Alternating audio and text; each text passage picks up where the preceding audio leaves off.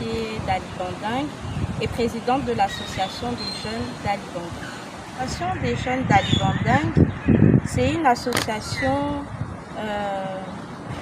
c'est un mouvement associatif patriotique qui regroupe des jeunes Gabonais engagés dans la lutte contre l'insalubrité afin de promouvoir la protection de l'environnement et de prendre soin de son quartier afin d'avoir un cadre sain où il fait bon vivre pour tous.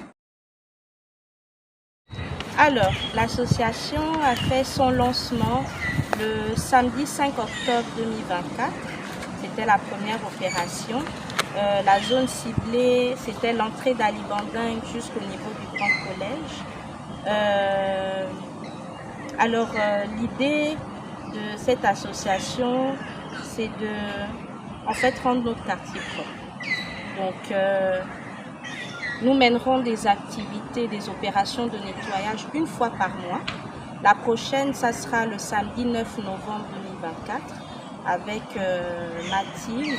Nous verrons la zone d'intervention parce qu'Ali Banding c'est très grand, donc comme on dit, on a du travail à faire. Alors, pour la petite histoire, j'ai assisté à la remise officielle des 6000 bacs à ordures par le président de la transition, son Excellence Prince Clotaire Oligui Nguema, qui a remis aux mairies respectives de certaines capitales provinciales, dont l'Estuaire, dans le cadre de la lutte contre l'insalubrité. Et à travers le discours du président de la République, il a interpellé les Gabonais à changer de mentalité, déjà ça, à être décomplexés, afin d'avoir en fait un travail qui est en charge de la récupération des ordures et que bien au contraire, c'était un travail essentiel, indispensable et créateur aussi d'emplois, parce qu'il y a aussi un taux de chômage très élevé dans notre pays. Et pour parler d'une de ces citations qu'il a eu à faire ce jour, c'était « Libreville est belle, n'en faites pas une poubelle ». Donc au sortir de là, des semaines après, j'avais un regard différent de mon quartier. Je voyais des sachets, ça et là, au carrefour, devant l'église où je prie, à Ali Banding. Et je me suis dit, mais il faut que je fasse quelque chose. Il faut que je sorte de ma zone de confort. Et il faut que je décide de prendre les choses en main. Et aussi, j'aimerais attirer l'attention des jeunes d'Ali Banding, parce que Ali Banding est un des rares quartiers de Libreville où on trouve encore une mangrove. Et si on, si en tant que résidents de ce quartier, nous ne faisons rien pour préserver notre quartier, on risque de perdre cette richesse au fur et à mesure comme d'autres quartiers qui avaient cela. Donc j'ai décidé au sortir de là de créer l'association des jeunes d'Ali Banding. Alors mon association est d'abord basée en fait sur le bien-être de son quartier. Moi quand je décide de lancer ça, c'est de rendre mon quartier un peu plus propre afin de mener des opérations de nettoyage une fois par mois et dans chaque zone ciblée. Sensibiliser aussi les résidents du quartier afin de changer nos mauvaises habitudes et d'aider aussi les jeunes à se prendre en main et à être responsables. Donc, je ne pourrais pas me prononcer sur ce point-là, mais je dirais que l'association des jeunes d'Ali Banding, je vois ça encore dans 5 ans, dans 10 ans, dans 20 ans. Je vois mes enfants perpétuer en fait ce que j'ai créé, pourquoi pas mes petits-enfants, parce que je passe là tous les jours, mes grands-parents ont vécu là, mes parents vivent là, et je me sens concernée. Je me dis, il faut que je fasse quelque chose. Donc, voilà. Pour la première sortie, l'association des jeunes d'Ali Banding ne s'est pas tournée vers des entreprises, de manière officielle parce que tout simplement on n'est pas encore en train de constituer nos statuts, règlements intérieurs.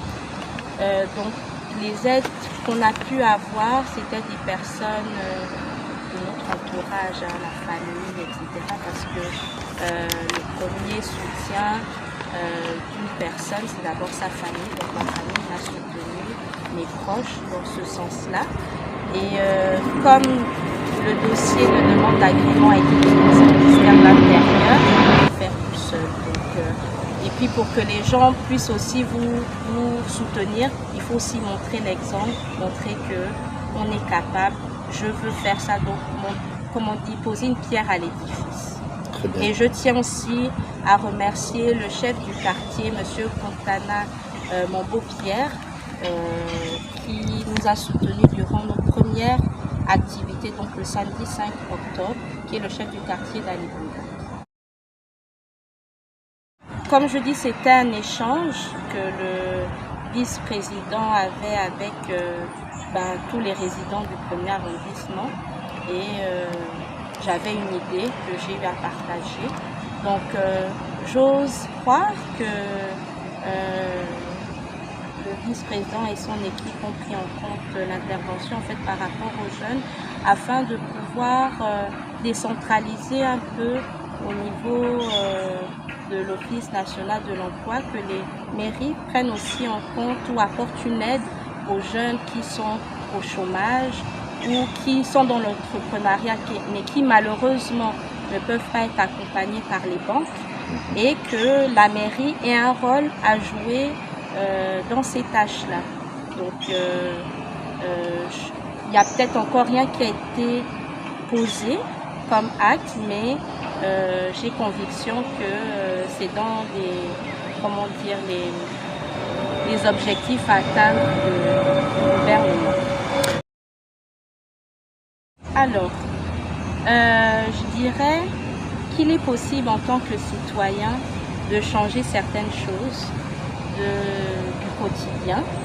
La libération du 30 août 2023 doit être aussi la prise de conscience et de responsabilité que nous avons chacun dans le développement de notre pays et en commençant par nos lieux et nos résidences de vie.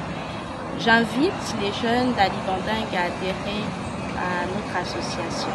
J'invite aussi les jeunes des autres résidents des quartiers à mener aussi ce mouvement parce que malheureusement les autorités ne peuvent pas tout faire et il faut qu'on puisse montrer l'exemple à nos sœurs, à nos frères et à nos enfants.